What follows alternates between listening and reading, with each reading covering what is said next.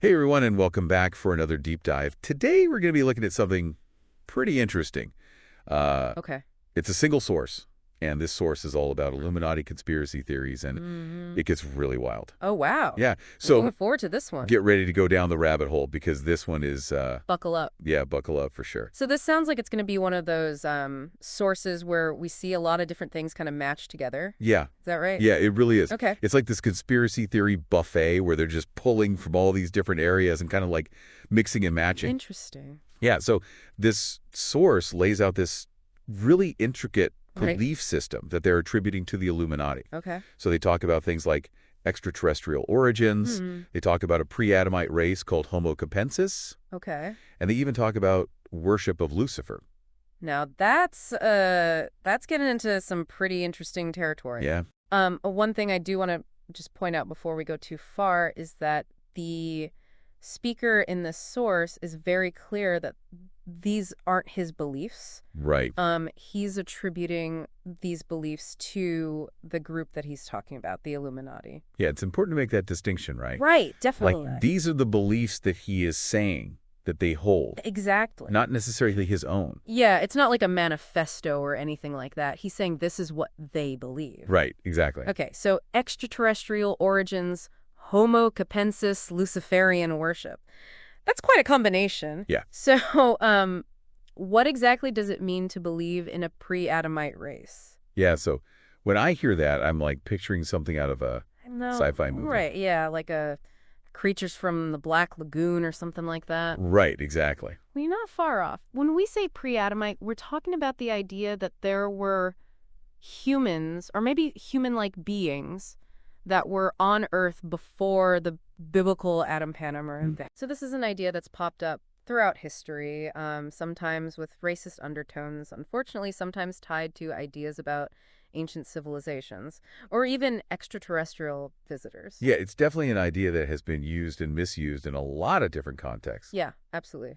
So how is our source using it? Well, in this case, the source is saying that the Illuminati believe that they are descended from this pre-Adamite race, this Homo capensis, Okay. and they see themselves as completely separate from and superior to regular humans. Oh, so it's like a whole different species. Almost, yeah, like a different branch of Yeah. the evolutionary tree. Yeah. So that's a pretty wild idea. It is a wild idea, and it makes me think about, if we're talking about different species, it kind of adds this whole other layer to this conspiracy theory. Right. It's not just about, It's not just shadowy groups controlling the world. right, it's like a fundamental conflict between different types of beings. Exactly. It's like X-Men, where you have Yeah. mutants and humans, Yeah. and they're kind of vying for control and recognition and all of that. So are they saying that the Illuminati believe that they're the rightful inheritors of Earth? That's what it sounds like, yeah, that humanity is kind of an obstacle in their way. Wow. Yeah, and this idea of a separate species really ties into their alleged hatred for Abrahamic religions. Oh, interesting. Yeah, the source argues that they see the flood, the biblical flood, Right. as God's attempt to wipe out their pre-Adamite ancestors. Okay. So that's their interpretation of that story. Wow, that's a pretty intense interpretation. It is. So they're basically saying that the Illuminati see,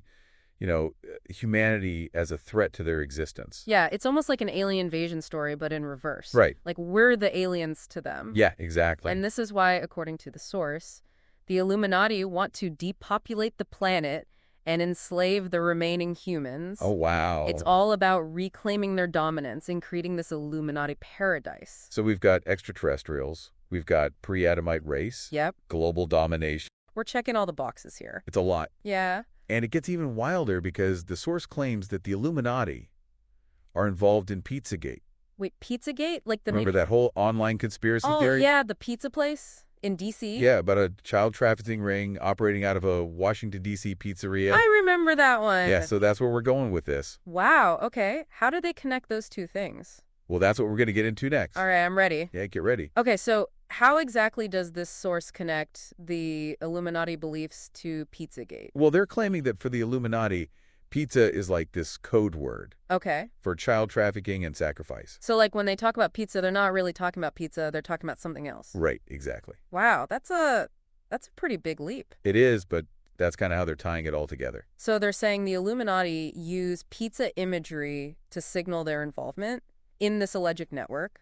Yeah, and they're claiming that they use this imagery in like social media posts, Oh, interesting. especially on Instagram, as this kind of like hidden message. Like a secret handshake, Yeah, but online. right, Okay, exactly. so they're not just trafficking children, they're using them for sacrifices. Yeah.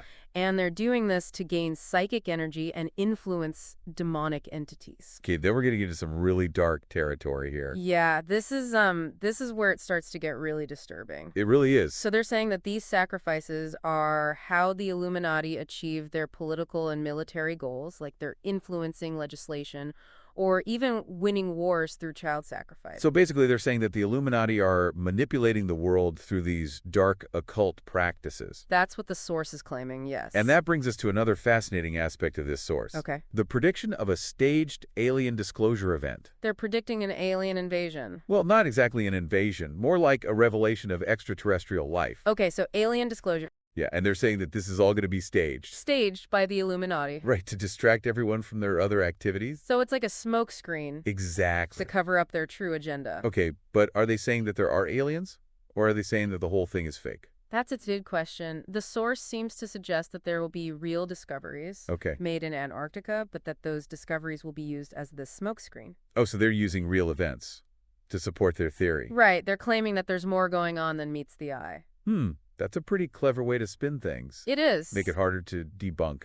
And they also point to recent high-profile political visits to Antarctica as evidence that something big is being planned. So like they're saying that all these world leaders are going down there to meet with the aliens or something. Well, they don't explicitly say that, but they're definitely implying that something suspicious is happening. Okay, so we've got the Illuminati controlling the world. We've got staged alien disclosures. What else is there? Well, there's one more element to this narrative. Okay. The claim that there's internal opposition to the Illuminati. Oh, so like a resistance movement? Exactly. A group within Western governments that's working to expose the truth and bring the Illuminati to justice. So it's like a secret war happening behind the scenes. Kind of, yeah. The good guys versus the bad guys? Exactly. But who are the good guys in this story? Well, the source points to figures like Julian Assange and WikiLeaks Okay. as examples of people who are fighting against the Illuminati. So they're like the heroes of this conspiracy theory. In a way, yes. That's interesting. But it also raises some questions. Like what?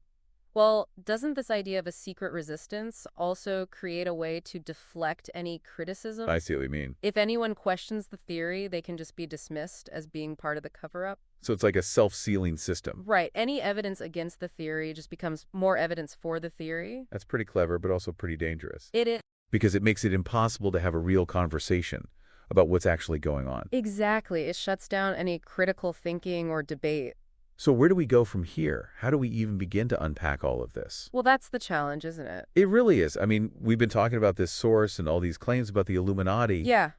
And it's a lot to take in. It's like trying to drink from a fire hose. Right. It's just so much information coming at you. And it's hard to know what to believe. Exactly. What's real, what's not. And I think that feeling of being overwhelmed, that's part of what makes these conspiracy theories so effective. Because when you're feeling confused and uncertain, you're more likely to grasp onto something that offers a simple explanation. Right, even if that explanation is completely out there. Yeah, even if it means believing in things that don't really make sense. So how do we protect ourselves from falling into these traps? That's the big question, isn't it? I mean, it's one thing to be aware of these theories, Right. but it's another thing to actually avoid getting sucked into them. I think one of the most important things is to be aware of our own biases. Our biases. Yeah, we all have them, and they can make us more likely to believe things that confirm what we already think. You mean like confirmation bias? Exactly. That's where you only look for information that supports your existing beliefs, and you ignore anything that contradicts them. Right, and it can be really hard to break free from that. Yeah, because even when you're presented with evidence